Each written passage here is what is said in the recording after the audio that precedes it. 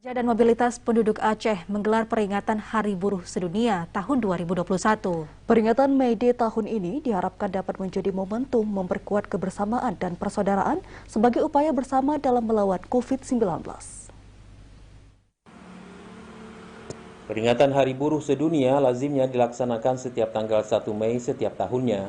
Namun akibat pandemi COVID-19, tahun ini pelaksanaan peringatan tersebut terpaksa harus diundur dan baru dapat dilaksanakan setelah kondisi yang lebih memungkinkan.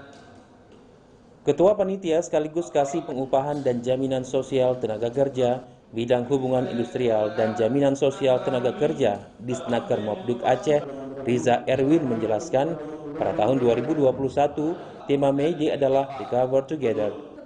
Tema ini mengajak buruh, pekerja, dan para pengusaha untuk menjadikan May Day tahun 2021 sebagai momentum memperkuat kebersamaan